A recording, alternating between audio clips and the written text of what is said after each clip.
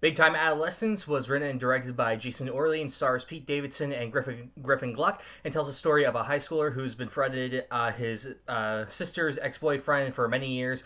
They've hung out a lot, they've done drugs, they drank, they've done all this stuff. He kind of looks up to him as a big brother, but as he starts to get older and wants to move on with his life and do things, Pete Davidson's character doesn't really want to do that. He wants to more stay where he is. He likes it. He feels comfortable, and it's kind of begins this tear between the two of them. And that's really where the main conflict of the film lies.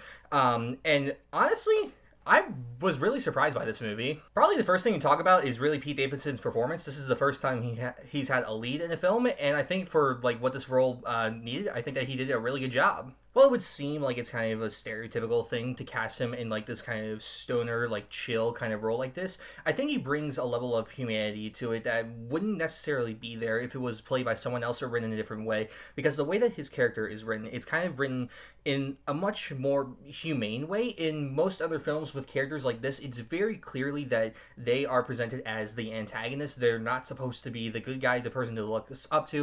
And eventually our lead character realizes this. But here, that's not the case. With his character, like, he's a normal guy. He's just made poor life decisions, and he himself doesn't realize that he's made poor life decisions. And I think that's what's really interesting about it. And I think that casting Pete Davidson in that role was perfect, and I think that he pulls off very well. Griffin Gluck has been fantastic. He's been a great comedic actor for teen roles over the past couple of years.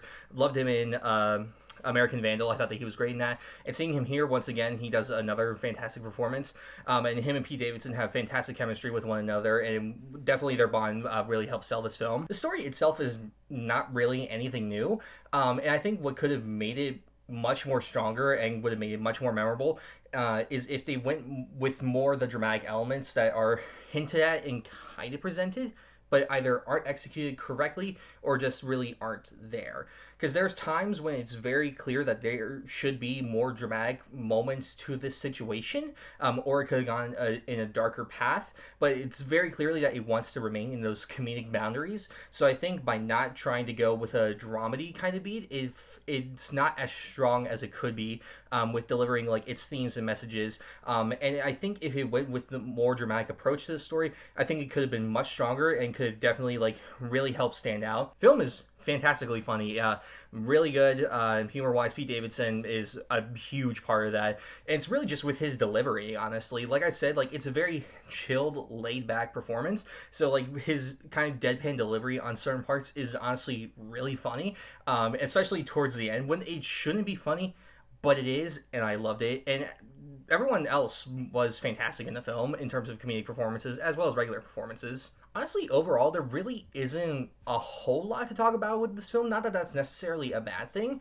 but it could be depending on who you are. I think that really it just comes from it straying on the similar path that we've seen stories like this go. But again, it doesn't stray too close to that with specifically how Pete Davidson's character is written, and I'm thankful for that. But I think that if the film had gone with those more dramatic elements and more dramatic beats, especially towards the third act, it would have been much stronger and could definitely be talked about a lot more. That's not saying that the movie is bad, but I'm saying that if it went with those routes, it would have been a much stronger film. I'm going to give Big Time Adolescence a 7 out of 10.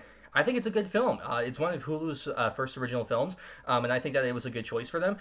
Fantastic performances, really funny comedy, a story that goes in a different direction that we haven't necessarily seen before, and honestly, I just had a good time with it. So that was my review of Big Time Adolescence. Look forward to more reviews of streaming movies, somehow some new releases, gaming videos, and all sorts of other stuff. Make sure you check out Big Time Adolescence on Hulu right now, and I will see you all next time.